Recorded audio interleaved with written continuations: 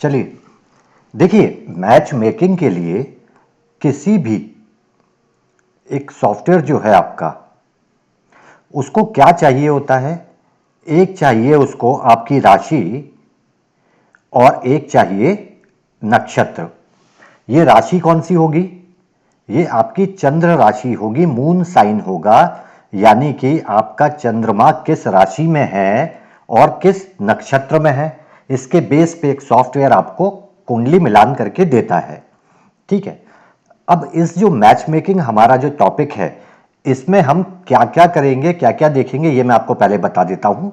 पहला तो मैं आपको एक ऐसी टेबल दे दूंगा जिसको देख के आप मेल और फीमेल चार्ट में गुणों का मिलान कर सकते हैं, जो नॉर्मली हम लोग करते हैं।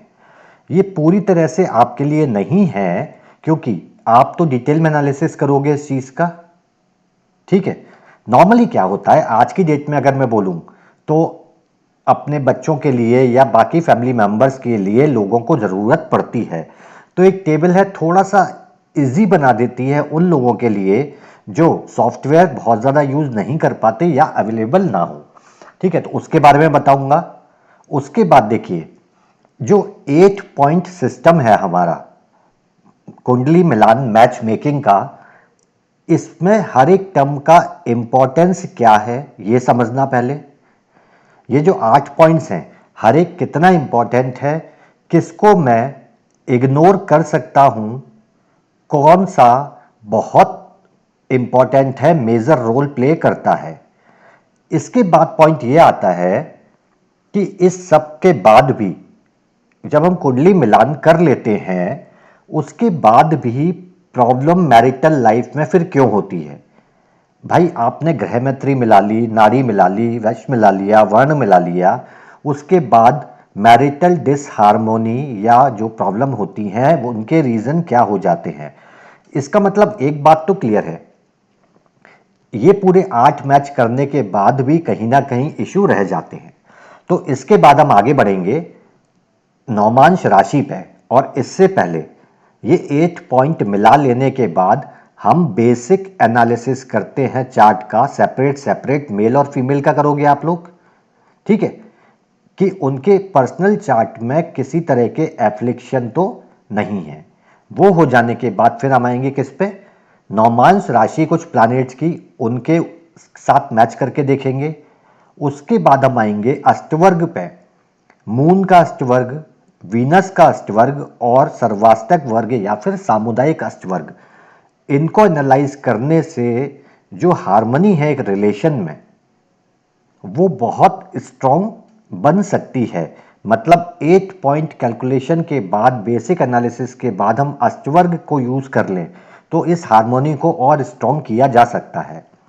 इसके बाद हम आएंगे कुछ स्पेसिफिक नक्षत्र हैं जो कई चीज़ों को डिस्ट्रॉय कर देते हैं, तो उनके स्पेसिफिक रोल समझेंगे कि इनको आपस में अवॉइड करना चाहिए, और अगर अवॉइड नहीं कर रहे तो मैच मेकिंग करते समय किन चीज़ों का ध्यान रख लेना चाहिए।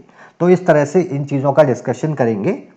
ठीक है, अभी पहले मैं आपको वो टेबल दे देता हूं, बेसिक समझ लो ये टेबल क्या काम करेगी। बहुत छोटे में समझा रहा हूं, अभी पूरा टेबल दे दूंगा। लेफ्ट पोर्शन में ये जो आप देख रहे हो, ये जो पोर्शन है ये किसका है?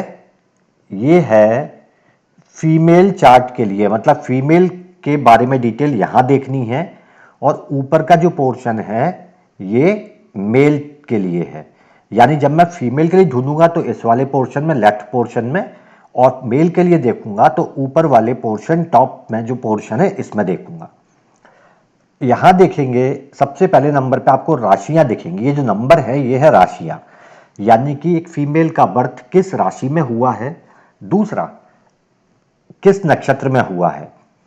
इसके बाद ये तीसरी चीज जो है ये नक्षत्र की पड़ा है, लेकिन इसकी आपको जरूरत नहीं पड़ेगी। समझ लीजिए क्यों नहीं पड़ेगी। अगर मैं आपको बोलूं कि मेरा जन्म मेष राशि में कृतिका नक्षत्र में हुआ है, तो जाहिर सी बात है मेरा जन्म पहली पड़ा में ही हुआ होगा, क्योंकि जैसे ही ये पड़ा दूसरी हो गई, मैं कहां पहुंच जाऊंगा? वृषभ राशि में पहुंच जाऊंगा। यानी कि मुझे इस चीज़ों को फोकस करने की ज़रूरत नहीं है, ये केवल समझाने के लिए यहाँ पे लिखी हैं। तो अब मैं करना क्या है इसमें, मैंने देखा कि फीमेल मान लीजिए वृषभ राशि में है, यानी आप यहाँ देखोगे राशि नंबर 2, रोहिणी नक्षत्र में जन्म हुआ, तो आप यहाँ देखोगे इस फीमेल का चार्ट मैच करना है किससे, एक ऐसे मेल से। अब यहाँ ऊपर 12 राशियाँ होंगी, लेकिन अभी छोटा स्क्रीन है इसलिए मैंने आपको कम दिखाया, विजिबल पूरा होगा नहीं। तो मान लेते हैं मिथुन लग्न का पर्सन है, व्यक्ति है, मेल है, उसका जन्म होता है मृगशिरा नक्षत्र में, मिथुन राशि मृगशिरा नक्षत्र, यानी वो क्या हुआ यहाँ पे।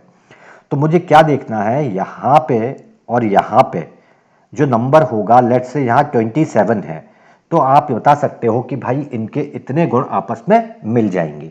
तो इस तरह का एक टेबल है। जब मैं पूरे टेबल की बात करूंगा इसकी, तो कुछ आपको इस तरह का ये दिखेगा। अब बहुत बड़ा टेबल है तो मैं आपको इस तरह से नहीं दूंगा, मैं आपको ब्रेक करके दूंगा। ये इसलिए रखा है ताकि समझा सकूं कि मैं आपको 4 हिस्से में दूंगा, देख लीजिए। जैसा मैंने बताया लेफ्ट पोर्शन फीमेल का है, तो पहले हिस्से में मैं आपको दे रहा हूं ऐसी फीमेल जिनका जन्म 1 से राशि नंबर 6 तक हुआ हो, और उनको आप किससे मिला सकते हैं, पहले हिस्से में ऐसे मेल से जिनका जन्म भी 1 से राशि नंबर 6 में हुआ हो। ये हमारे पहले हिस्से में होगा जो मैं आपको भी दूंगा। उसके बाद फीमेल तो वही रहेंगी 1 से 6 तक। अगर मेल का जन्म 7 से लेके 12 नंबर राशि तक में हुआ है तो ये दूसरे हिस्से में आ जाएगा, दूसरा जो मैं आपको शीट दूंगा। अब अगर फीमेल 6 से नहीं, फीमेल 7 से 12 में है और मेल पहली 6 राशियों में है, तो ये तीसरा हिस्सा आ जाएगा। और उसके बाद जो बचा हुआ है कि मेल और फीमेल दोनों का जन्म 7 से 12 नंबर राशियों में हुआ है, उसके लिए चौथा हिस्सा आ जाएगा। इसको आगे डिटेल में भी बता दूंगा।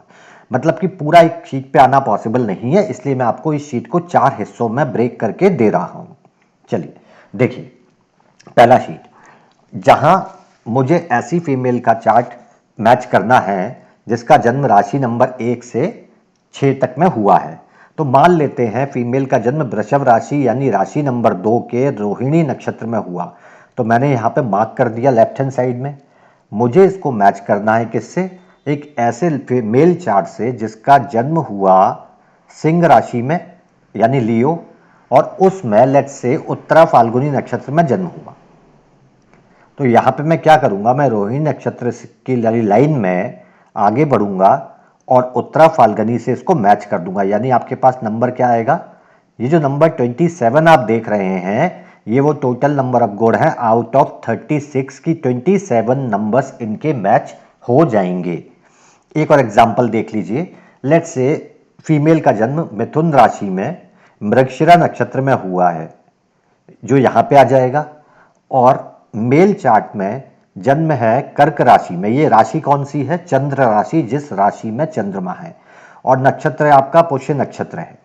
तो क्या करेंगे, यहां से आगे बढ़ेंगे मृगशिरा से और इधर पुष्य से मैच कर देंगे। तो कितना आया, केवल टोटल आएगा 11, यानी कि कितने गुण का मिलान हो पाएगा, केवल 11 गुण मिलेंगे। ठीक है, चलिए ये पहला शीट हुआ हमारा, जिसमें फीमेल 1 to 6 राशि की है, मेल भी 1 to 6 है। अब आगे क्या होगा, इसके बाद वाला हिस्सा यानी कि मेल 7 से 12 राशियां हो जाएंगी। तो यहां पे देखेंगे ऊपर, तो ये पोर्शन चेंज हुआ है, फीमेल वाला पोर्शन वही है। तो अब आपको निकालना है कि अभी मिथुन राशि की फीमेल मृगशिरा नक्षत्र, लेकिन अब राशि बदल गई, कैप्रिकॉर्न मकर राशि में धनिष्ठा नक्षत्र हो गया। तो धनिष्ठा नक्षत्र ये वाला है यहाँ पे, तो आप नीचे आ जाएंगे और इसके बाद सामने मृगशिरा से इसे मैच कर देंगे, तो आपको गुण मिलते दिखेंगे कि यहाँ पे 10 का मिलान हो रहा है। तो ये हो गई आपकी दूसरी नंबर शीट। चाहे तो इसका अभी जो आपको उस पर भेजूंगा उसके ग्रुप पे, तो वहां प्रिंट आउट ले लेना या फिर प्रमोद जी से ले लेना। चलिए तीसरा शीट, मेल तो 1 to 6 ही है, फीमेल क्या हुई, चेंज हो गए, अब 7 से 12 नंबर वाली राशियां। तो लेट्स से फीमेल का जन्म वृश्चिक राशि में अनुराधा नक्षत्र में हुआ, तो मैंने इसको मार्क कर लिया। और मेल का जन्म वृषभ राशि में हुआ रोहिणी नक्षत्र में, तो ऊपर की लाइन में मैंने इसको मार्क कर लिया। तो जब आप मैच करोगे यहाँ से तो आपको नंबर मिल जाएगा 27, यानी कि कितने गुण आपको मिलते दिखेंगे, 27 का मैच दिखता मिलेगा यहाँ पे। तो ये तीसरी नंबर की सीट हो गई आपकी। लास्ट सीट क्या होगी, जहाँ पे फीमेल 7 से 12 तक है और मेल भी 7 से 12 आगे हो जाएंगे। ठीक है, चलिए इसमें एग्जाम्पल देख लीजिए। मान लीजिए धनु लग्न की फीमेल जातिका है और पूर्वाषाढ़ा नक्षत्र में जन्म हुआ है। इसको मैच करना है आपको। मान लीजिए कुंभ लग्न का मेल है और धनिष्ठा नक्षत्र में जन्म हुआ, तो यहां पे मैच कर लिया आपने। यहां से आप आगे बढ़ेंगे कहां तक, जहां तक आपको धनिष्ठा का मैच दोनों चीजें मिलती हुई दिख जाएंगी।